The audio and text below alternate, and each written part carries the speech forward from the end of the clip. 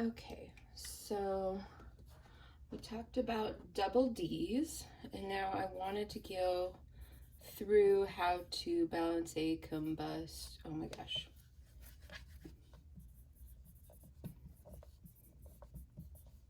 A combustion reaction. So I think combustion reactions are some of the trickiest in terms of balancing them. So I think these are some good examples to go through. So let's do one that's not on the homework. I think, what's the homework problem that's combustion? Is it octane? Yeah. Okay, cool. So let's do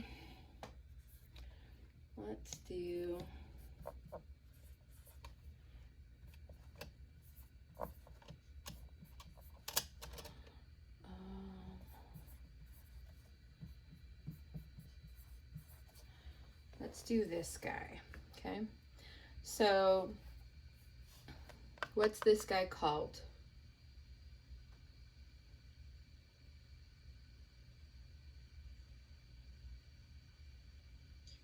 Ethane? No. Tricarbon octahydride? Yeah, octahydride. Yes. Yeah. So this is a big one. Just a reminder for nomenclature, right? There is an organic way of naming these molecules, right?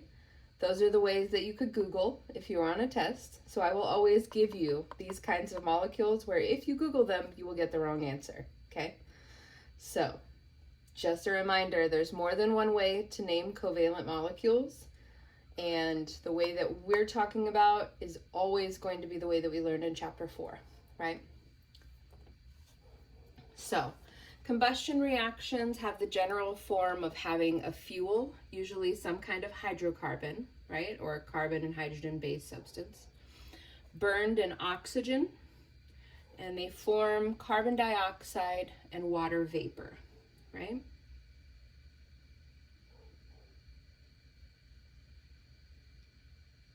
So combustion reactions are usually the easiest to identify the type, but usually the hardest to balance.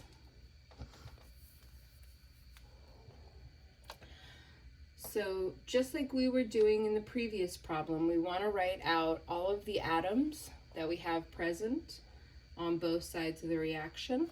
So we have carbon, we have hydrogen, we have oxygen, right? So starting out with no coefficients, right? No stoichiometric coefficients, which are the numbers that we put out front of these guys to balance it. We have 3 carbons over here, right? 1 carbon over here. We have 8 hydrogens over here, 2 hydrogens over here. We have 2 oxygens on this side and 3 total oxygens on this side, right? 2 from the carbon dioxide and 1 from the water. That's a hot mess, right? So where would you guys think we should start with these? The carbon dioxide. Sure, so we have 3 carbons, right? So we could think, we put a 3 in front of the carbon dioxide. I think that's what you're going for, Juan Carlos, right? Yes. That's one place to start, right? So every time we put a coefficient out front of one of these guys, we have to rebalance all of the atoms, right? So we have now 3 carbons on this side, right? But we've also changed the number of oxygens. Does everybody see that? So for 3 carbon dioxides, right, we have 3 times 2 oxygens, right, which gives us 6 oxygens. Everybody okay with me on that? But we also have this oxygen over here, right? So we have 7 total oxygens now. Okay. So what's our next thought on balancing this? With a 4 in front of water. Mm-hmm. Is everybody all right with that? So if we have 8 hydrogens over here and 2 hydrogens over here, right? One colorist is thinking we might need 4 waters, right? That'll get us to 8 hydrogens. Does everybody see that?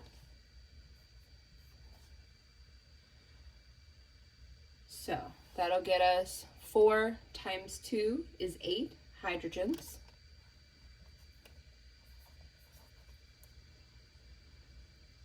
And now we have 6 oxygens plus 4 oxygens here, right?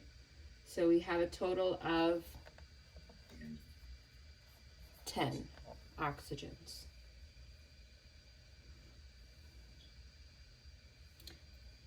Is everybody still all right with me on this? Tracking live? Cool. So, carbon is good, hydrogen's good. Now we got to balance oxygen, right?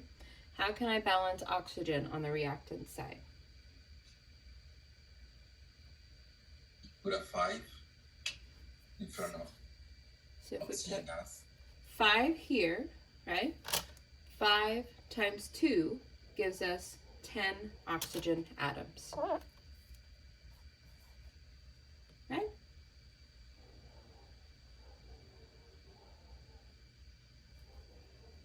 Is everybody comfortable with that? Yeah, and you could do that in whatever order you want. There's not like a correct way Totally. to do it. Yeah. Okay. So and this is one thing that's probably important because there's so few videos in this chapter that I'm guessing that you guys are probably going to go to some YouTubes for this, which is totally fine. This method of how I count them is not super common, right? There are different methods that are basically the same thing, but they're just organized in a different way. There are people who advocate for like really complicated ways of solving these that involve like matrices and other crazy stuff. So just be aware. I don't think that's helpful. I think it's trying to impose way too much structure on something that's easier just to hack away at. That's my personal opinion. I'm sticking to it. So yeah, is this kind of a trial and error thing? Yes, right? But the name of the game is always the same, right? We need to have the same number of each atom on each side of the reaction arrow, right? Once we've done that, then we have a balanced chemical equation, which satisfies the law of conservation of mass, which is why we're doing this, right? Does that make sense, guys?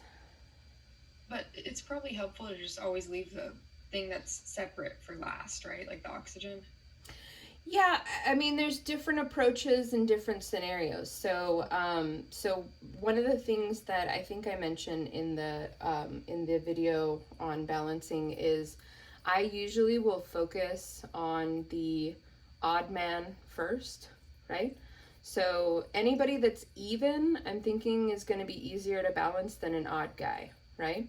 So just looking at the original chemical reaction, right? I have 3 carbons over here, right? That's odd. So I'm thinking that I'm going to need to do something to make that number get squared away. But I'm also seeing this lone oxygen, right? That lone oxygen is particularly problematic, right? Because I have an even number of oxygens for sure on this side. Does that make sense?